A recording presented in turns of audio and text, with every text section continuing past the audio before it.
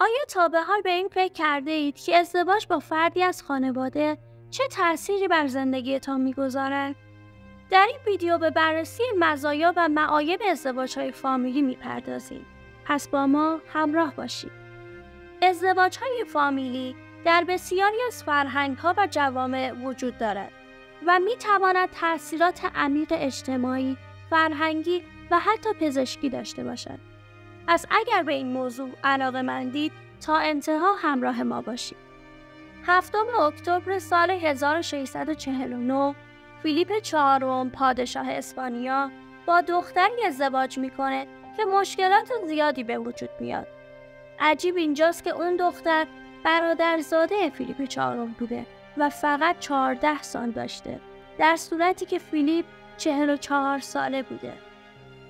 این مسئله در اون دوران اصلاً چیز کمیاب و عجیبی نبوده و در خانواده‌های ثروتمند و اشرافی بسیار رایج بوده و براشون این مهم بوده که با خانواده خودشون وصلت کنن و غریبه‌ای رو داخل خودشون راه ندن و این مسئله باعث مشکلات و بیماری‌های ژنتیکی زیادی برای اونها میشد. حتی روی چهرهشون هم تأثیرات زیادی میگذاشت. این مسئله توی یونان قدیم خیلی وخیم‌تر بوده، طوری که خواهر با برادر هم ازدواج میکردن.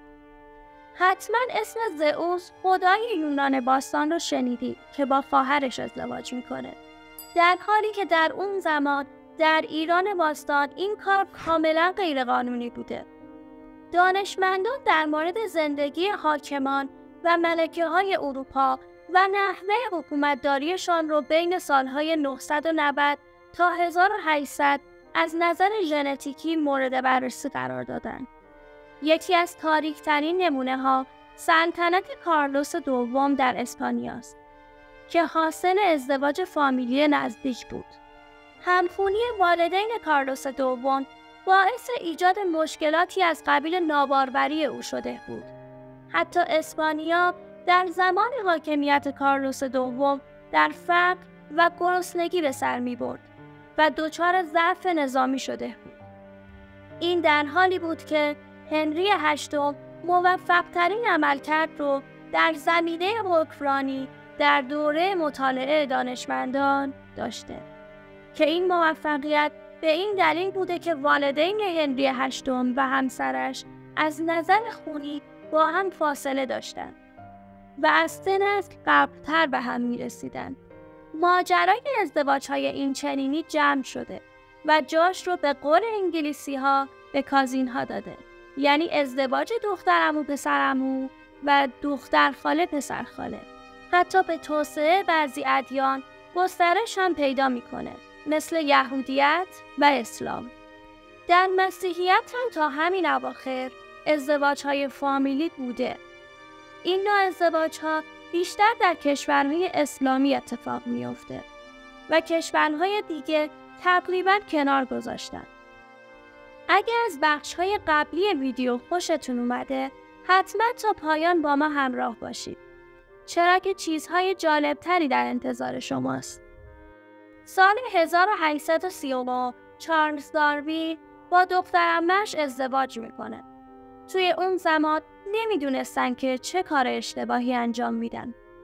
چارلز و همسرش دارای 10 فرزند بودن که 3 تاشون از بین میرن و بقیه هم مرتب بیمار می شدن.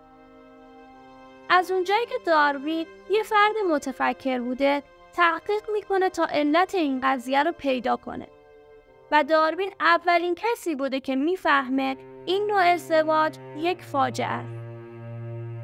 روی گیاهان همسان و غیر همسان تحقیق میکنه و متوجه میشه که از پیوند گیاهان همسان جوانه‌های ضعیفی به وجود میاد، در صورتی که در پیوند گیاهان غیر همسان این اتفاق نادر بوده.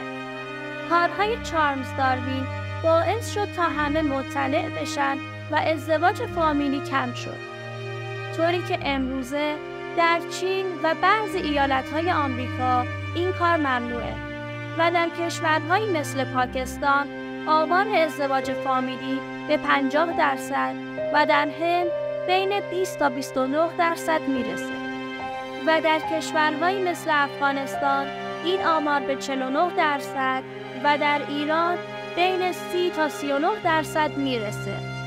از اینکه با حوصله این ویدیو رو تا انتها تماشا کردید بسیار سپاسگزاریم.